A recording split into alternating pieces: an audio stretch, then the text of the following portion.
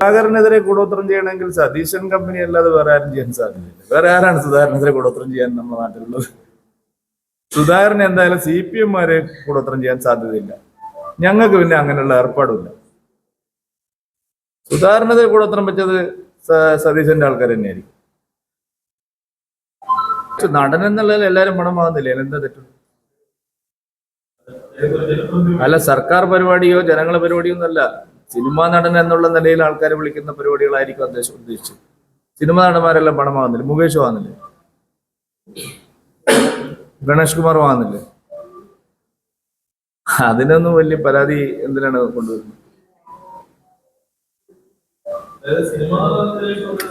അദ്ദേഹം സിനിമാ നടനാണെന്ന്, അദ്ദേഹം സിനിമ ചെയ്യുന്ന ആളാണ്.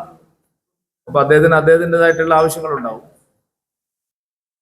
സിനിമാ നടന്മാരെ ഉദ്ഘാടനത്തിന് വിളിക്കുന്നത്, കച്ചവട സ്ഥാപനങ്ങളൊക്കെ ഉദ്ഘാടനത്തിന് വിളിക്കുന്നത് വെറുതെയാണ്.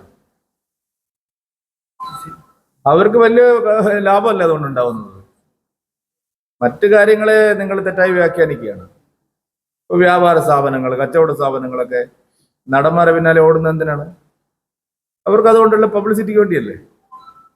ഫ്ലക്സ് ബോർഡും ഹോർഡിങ്സും ഒക്കെ വെക്കുന്ന പോലെ തന്നെയല്ലേ അവർ നടന്മാരെ വിളിച്ചിട്ട് കാര്യങ്ങൾ നടത്തുന്നത്. അതിനൊക്കെ പാർട്ടിയായിട്ട് എന്തിനാണ് ബന്ധിപ്പിക്കുന്നത്?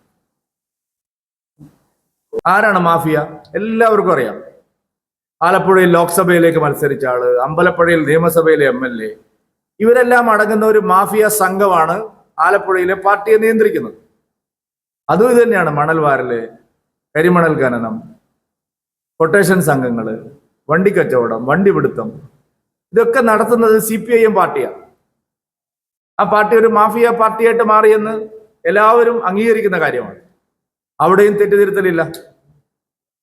അവിടെയും നടക്കുന്നത് ഇത് തന്നെയാണ്. എല്ലാം ഒത്തുതീർപ്പാക്കുകയാണ്. ഇപ്പൊ CPIM തിരുത്താനാവാത്ത വിധം, രക്ഷപ്പെടാനാവാത്ത വിധം മുങ്ങിത്താഴുകയാണ്.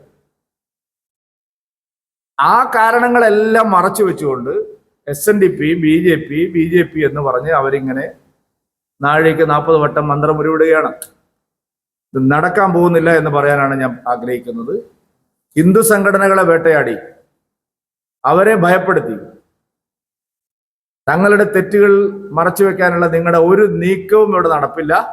വ്യാപകമായി നടന്ന് ഞങ്ങൾ ഗ്രാമങ്ങളിലെല്ലാം നിങ്ങളുടെ ഈ കള്ളപ്രചരണത്തിനെതിരായിട്ടുള്ള പ്രചാരവേല സംഘടിപ്പിക്കാനാണ് ആലോചിക്കുന്നത്.